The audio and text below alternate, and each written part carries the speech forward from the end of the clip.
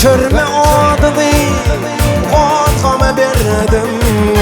Dert başımdan ağlı Çağdır boşalır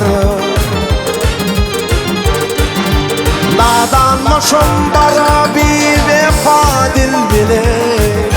Yardan gönlüm savaşan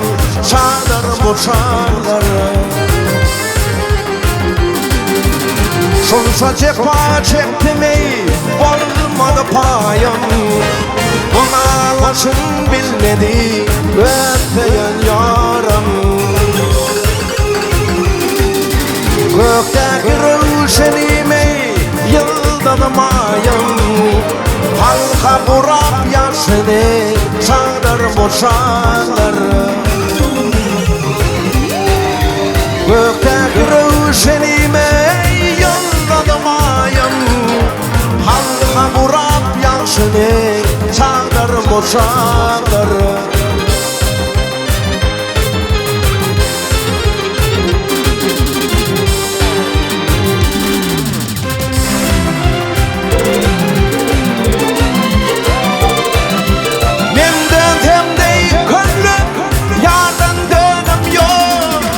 Yardanımlar mağale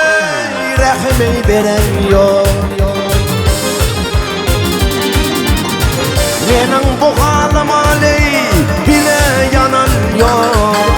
Oktylama düşürdü Çağdır boşalır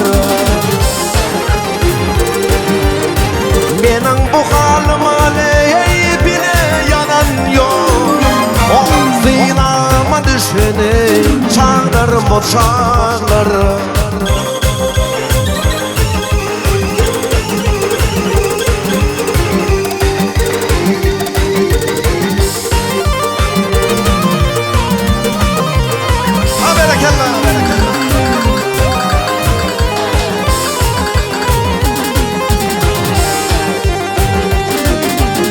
Deydi diğer başalar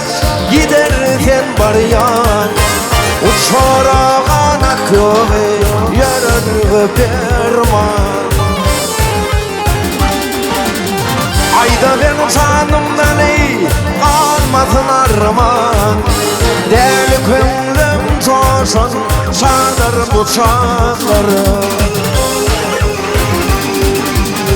Ayda ben canımdan ey almasın arman Deli könlüm coşan çağdır bıçakları Çağdır bıçakları